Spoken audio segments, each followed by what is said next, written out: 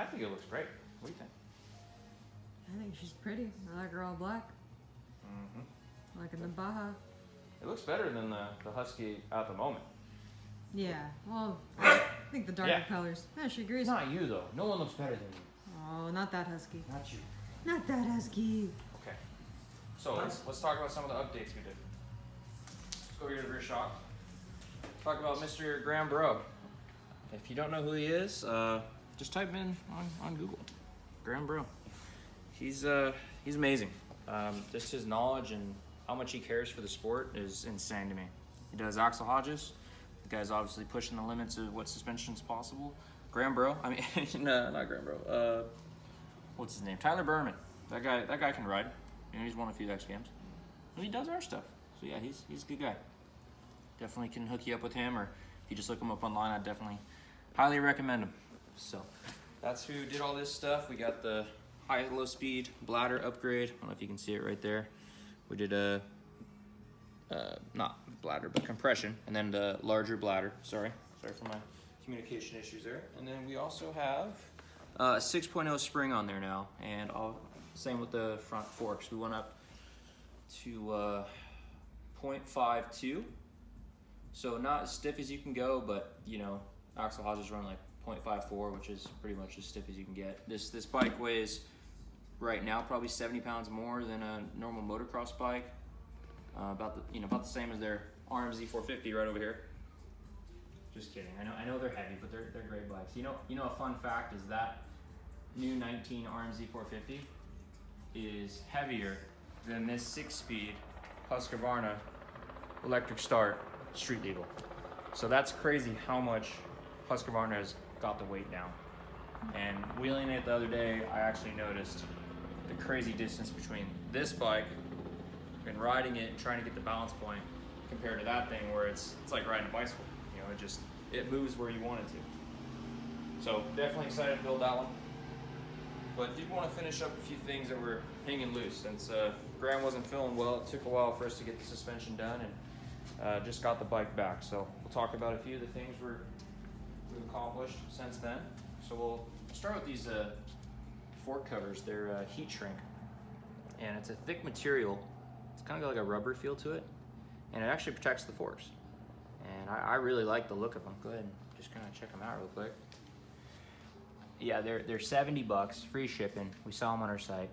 Easy peasy to put on. Get a little heat with a torch, and they actually shrink to the fork. So it's a really cool material. I worked with this company in the United Kingdom that builds them. They're awesome. So we've also got the DLC coated forks we offer. This is a super rare thing. They're pretty easy to put on. We do have a few sets a year. It's kind of like a per base situation since they're straight from Showa, and they only make them in limited run for Suzuki. And then obviously our A60s with OEM spokes, OEM hubs, Cerakoted. Check out those Cerakoted hubs. You know, those things just dissipate heat. That's what's nice about Cerakoting. We're gonna start doing header pipes too, because it puts down the heat about 9 to 10%. We were just at SEMA and we were talking about with the guys for doing header pipes. They have a certain code. I'll have to find out the code for you guys, but it actually dissipates heat. You wanna do it on the inside and outside. So we're gonna do a lot with Cerakoting. Really excited about that, and especially vapor blasting, all those fun things that you wanna do to bikes, we're gonna be doing to this one. But right now it's performance build. It's not about looks. It's about just being used, putting hours on it, time, taking it to the track, meets, the dunes, everything that you'd want to do to a bike, we're going to do in the next 6 months. So more just riding based, put some time on it. That's really what I want to do with this bike. Then we'll make it pretty in 6 months when it's getting hot out here and we got time to do it. Let's talk about this as well. So the clutch perch, this can be for any bike. It's straight from Japan. This thing's got the best pull. I mean, it was like night and day. So if you do bend it and you got to replace it anyways, we've got these in stock for any bike. And also, you know, hydraulic clutches, we have those all in stock from Brembo. But for a non-hydraulic clutch, it's the best in the biz for just pull. Obviously, if you want to go with like a Renthal bend lever, you could add it to this, and I can give you the part number for that, which I would do if you plan on crashing a lot. But if you're not crashing, you really don't need those levers. Let's see, what else we got here? That's about it, huh? Anything else that you can think of we did in the last couple weeks? The Baja. The Baja lights? The Baja. Yeah, the lights are awesome. They're killing it. What are we gonna do with the pipe? Pipe? Yep. Pipe's all good. We got the bigger header pipe on.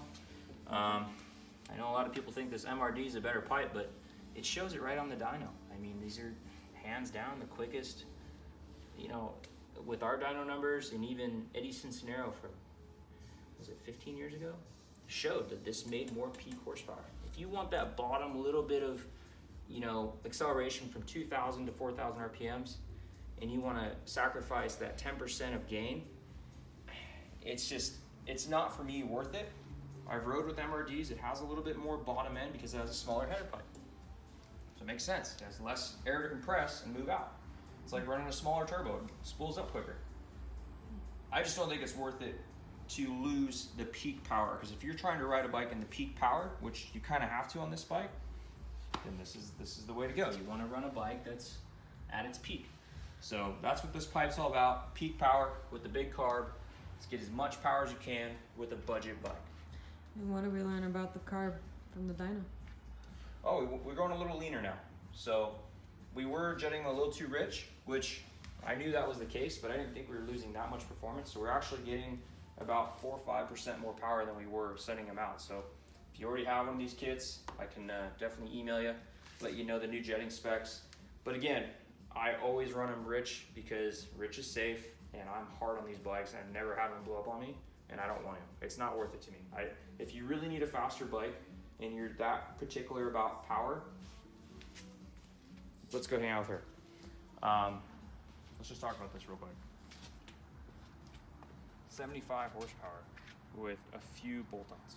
I mean, not crank horsepower, wheel horsepower. For the size of this motor, the 510cc, to have that kind of power, it's insane. And the new cylinder head and crank design, where it's bearingless, I'm so excited to build this thing. Yeah. You excited too? Yeah. Yeah. You excited? You're so patient. Thank you. Thank you for being patient. So stock 70 horsepower? Right now, the DRZ actually has more power. Really? Yeah, so with our kit, this has about 43, 42, at least the 19s did. I don't know what these have stock. The 20s have a little bit more. But the 19s have about the same horsepower what our bike does, about 42, 43. This one has 43.5, so real close. Obviously this thing's, what, 70 pounds lighter, so that does matter. And it will feel faster, it is faster. It's a 510cc current technology 2020 generation motor. This thing hasn't been changed since 2000, so it's 20 years behind. It's kind of unfair to compare the two, but this is a $20,000 build, about 15 to 20, depending on how we do it. And that's all day. You can pick them up for 2,500 bucks. It's the same motor, and you can have them built just like that for under $5 grand. Performance-wise, which one after you're done with them do you think is going to outperform the other? I mean, it's a no-brainer. It's like trying to race an old steel body Camaro against a new, Ferrari. It's just not fair. Okay. But I still think this is a better bike for the money. If you're really budget conscious, that wins every time. But if you're gonna, risk your life and you're gonna be out in the middle of nowhere and you want things to just work properly and you're trusting it with what you can do as a person, this is a well-built machine. You can't beat that. I mean, the whole subframe's carbon composite. I mean, it's not even metal anymore. It flexes. All the radiator mounts are plastic, so it flexes. I mean, this whole bike, we're probably gonna take another 5-6 pounds off of it just from the mods that we're about to do. So I mean, this thing will be lighter than almost any supercross bike as it is. So reliability-wise, as an all-around bike, which would you choose or go with, the Husky or the DRZ? Okay, so we had a 560 SMR that I did all this crazy stuff to, and I got about 1,200 miles out of that. And then the top end got warped. And if it was my fault or anyone's fault, it doesn't really matter. I've ridden about 5,000 bikes in my life, so I think I know how to handle it. But I definitely broke it. The 530 EXC, we didn't run a cush drive, and for that motor design, it blew the 6th gear and the crank.